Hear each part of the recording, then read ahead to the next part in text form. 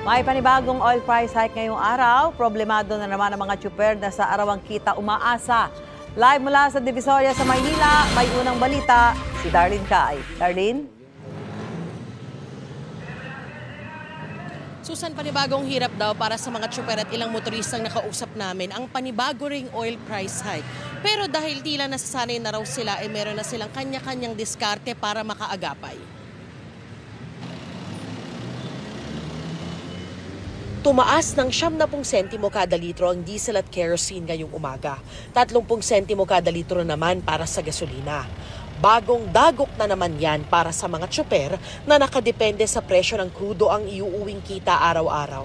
Wala, mahirap ng pumasada ngayon, ma'am. Ito, katulad nito, walang laman. Galing nang nabutas punta rito, walang laman. Pabalik, wala rin. Ang iba, tila namamanhid na raw dahil para bang wala naman silang magagawa kung hindi magtiis. Ganun lang talaga, magtsaga-tsagaan na lang. Kung magtambay naman tayo, wala man mangyayari sa buhay natin. Napapatanong tuloy ang ilan sa kanila, paano pa raw sila mabubuhay ng maginhawa? Malaking epekto, ma'am. Malaking epekto sa kita namin. Tipid-tipid lang. Wala naman tayong magawa.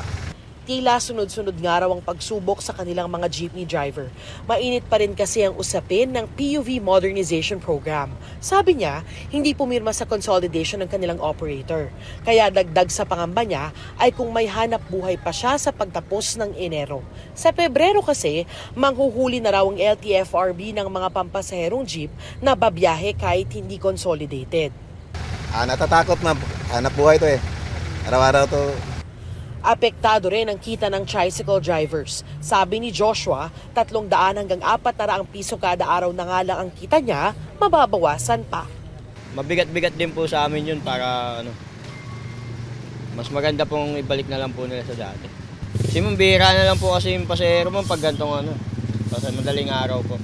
Ang rider naman na si Eric, araw-araw ginagamit ang kanyang motorsiklo para sa trabaho. Kaya ramdam din daw niya ang epekto ng pagtaas ng presyo ng gasolina. Hindi na ako masyadong pupunta ako saan-saan. So kung sa trabaho lang. Kung sundo-sundo lang. Titipid na lang ng gas.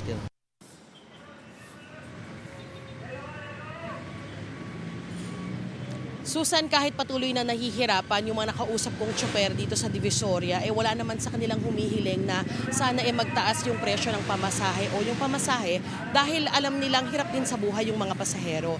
Kaya sana raw kung hindi man mag-rollback ay tumigil na yung pagtaas ng presyo ng mga produktong petrolyo.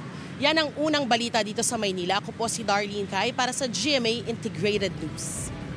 Mga kapuso, para una ka sa mga balita, mag-subscribe sa GMA Integrated News sa YouTube. Sa mga kapuso abroad, subaybayan niyo po kami sa GMA Pinoy TV at sa www.gmanews.tv.